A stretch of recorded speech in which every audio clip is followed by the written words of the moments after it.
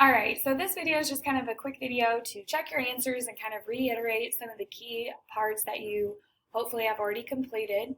If you want to turn back to page 168, we're just going to talk about that review vocabulary.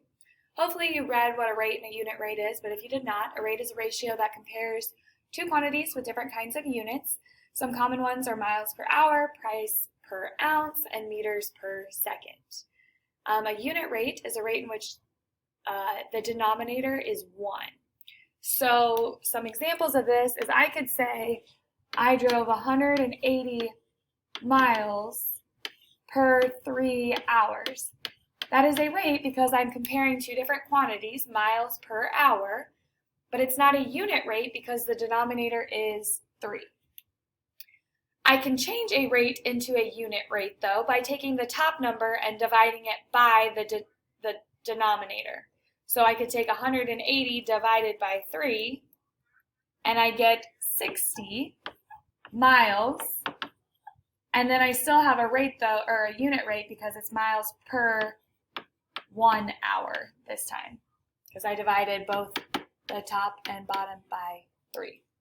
So this is a rate, this is a unit rate because my denominator is 1. They are proportional to each other, but one is a rate, the other is a unit rate. Okay, looking at your example, 605 miles in 10 hours. So if I have 605 miles per 10 hours, I can change that into a unit rate by taking 605 and dividing it by 10, and you get 60.5 miles per hour. On the next one, you have 768 calories per 3 servings. Again, if I take the top number divided by the denominator, I will get my unit rate, so I get 256 calories per serving. Okay, the next one, I have 192 students and 6 buses. Therefore, if I take 192 divided by 6, I will get the unit rate of 32 students per bus. Okay, flip the page.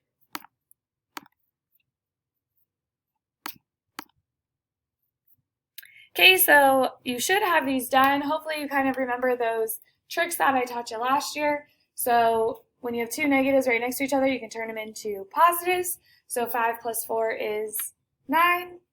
10 minus 8 is 2. Negative 4 minus 3. A lot of you like to add instead of subtract, so I would rewrite this as an addition problem. So I would rewrite it as negative 4 plus a negative 3. If you have 4 negatives and you add 3 negatives, you have a total of 7 negatives.